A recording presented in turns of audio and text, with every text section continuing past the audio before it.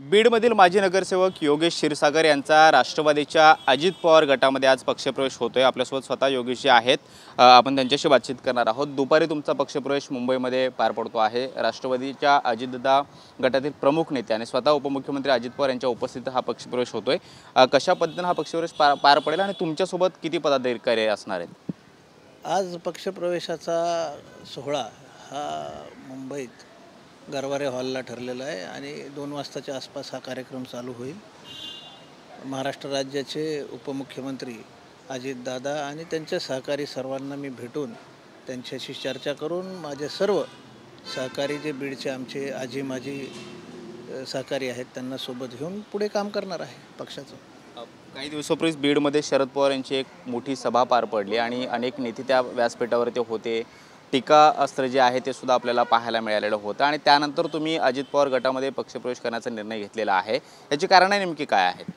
हे पहा, आम्ही मागे सुद्धा काँग्रेसपासून नंतर राष्ट्रवादीमध्ये काम केलेलं आहे आमच्या घराण्याने आणि मधल्या काळात काही अडचणींमुळे राष्ट्रवादीपासून आम्ही दूर गेलो, पण नंतर त्या अडचणी आता दूर झाल्यात तर आम्ही पुनश्च एकदा दादांसोबत काम करून पुढं बीड जिल्ह्याला पुढं नेण्यासाठी आमचा प्रामाणिक प्रयत्न आम्ही त्या ठिकाणी करणार आहोत।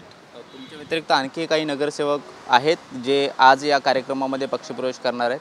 हो, जवळपास 35च्या आसपास नगरसेवक आहेत। त्यासोबत माजी नगरसेवक आहेत, माजी अध्यक्ष आहेत, ग्रामीण भागातील बरेचसे पदाधिकारी आहेत, आजी माजी।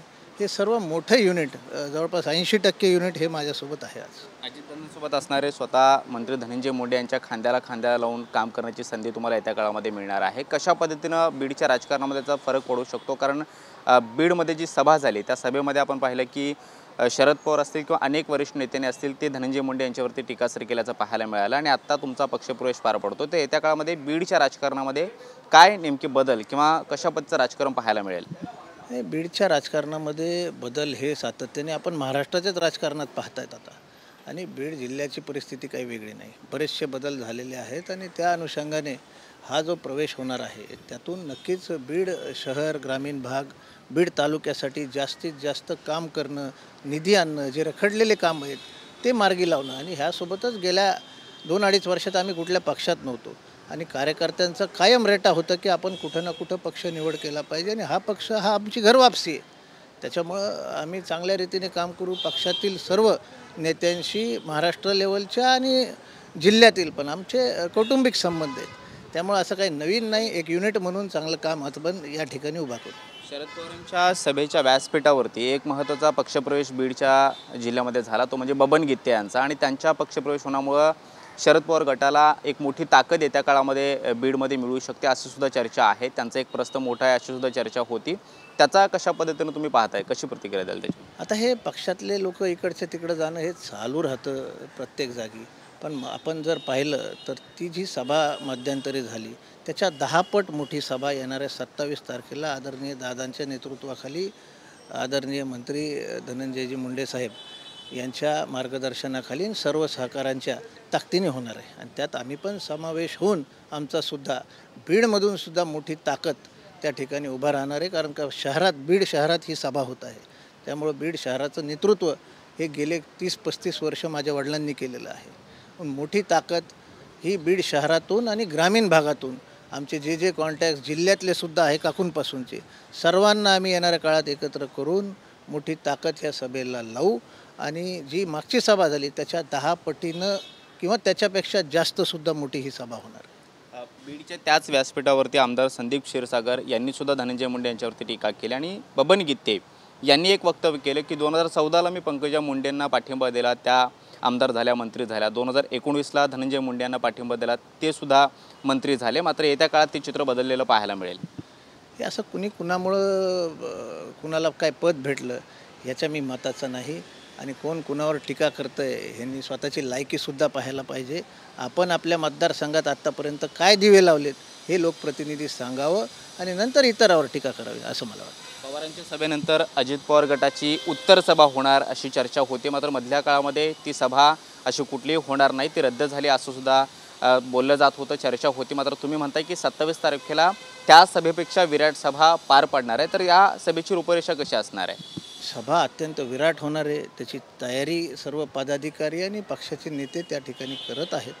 आणि आता आजचा आमचा प्रवेश झाल्यावर आम्हीसुद्धा त्या तयारीला लागणार आहेत.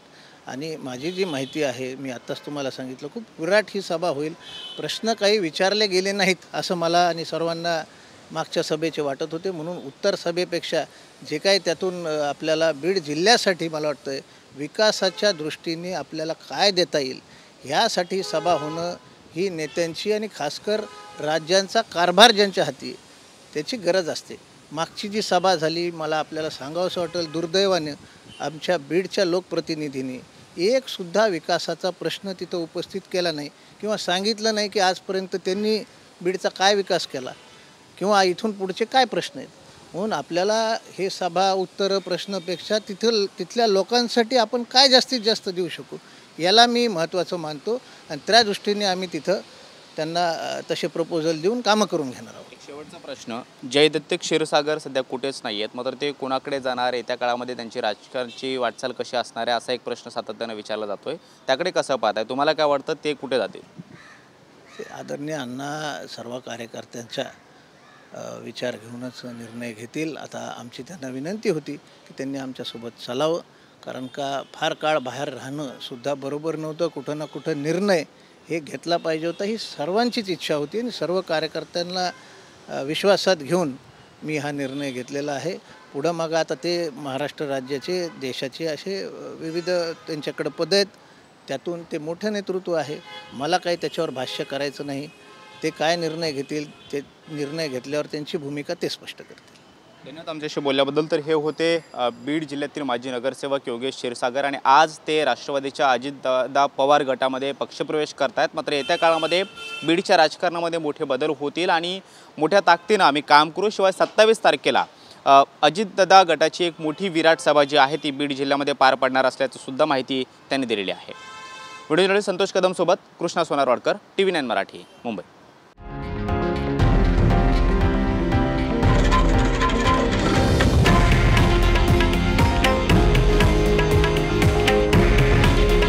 हे आहे देशातील नंबर 1 न्यूज नेटवर्क आणि आपण पाहत आहात TV9 मराठी.